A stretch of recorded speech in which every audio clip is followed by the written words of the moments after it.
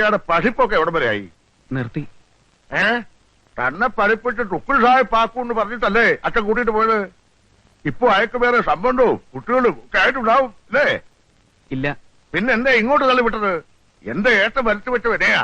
ഇല്ലെങ്കിൽ ആ 4 നമ്പ്യാരെ പടി കയറാൻ. അമ്മാവാ, അച്ഛനെ പറ്റി പറ ഇഷ്ടാവില്ല അല്ലേ? എന്നാ ഞാൻ ഒരു കാര്യം പറയാം. ഒന്നുകിൽ അയാളുടെ കൂടെ അവിടെ, അല്ലെങ്കിൽ അമ്മയുടെ കൂടെ ഇവിടെ. ഈ 2 തോണിയിലും കാല് വെച്ചിട്ടുള്ള ഏർപ്പാട് ഇവിടെ പറ്റില്ല. പൊക്കളൂ.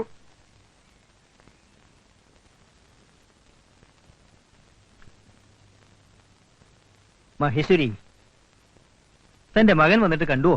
എന്തിന്? അച്ഛൻ മതിയെന്ന് പറഞ്ഞ് അമ്മയെ ഉപേക്ഷിച്ചു പോയവനല്ലേ? എനിക്ക് കാണണ്ട ആ ശവത്തെ. വരിക, ഇങ്ങോട്ട് വരൂ.